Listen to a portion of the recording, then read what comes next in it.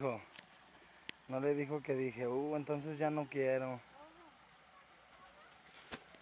Hace rato les dije, oigan, ¿alguien de ustedes sabe por qué su madre es tan irresponsable?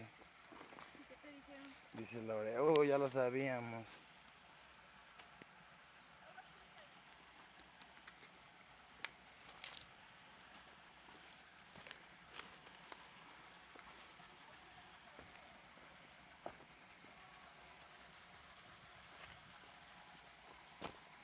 ¿A poco hasta acá caminaron?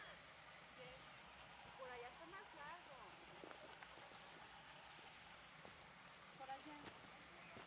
Pero está más chido. ¿Y se te ocurre meterte ahí, me oíste? ¿Por qué? Allá. ¿Por qué? Está exageradamente hondo.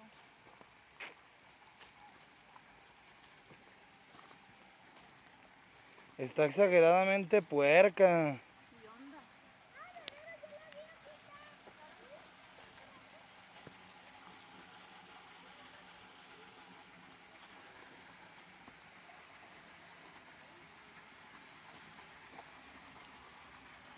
Aquí no era.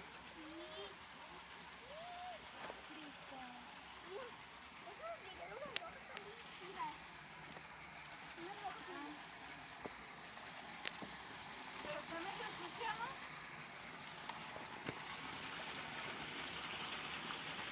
¿Cómo? Aquí se los clavaron.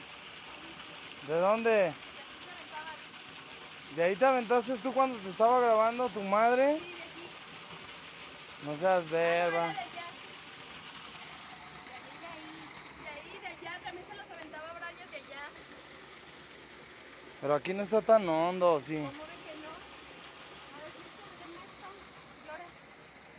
¿Está también? Porque la dejo yo con la otra. Pero yo veía a Lupi parada.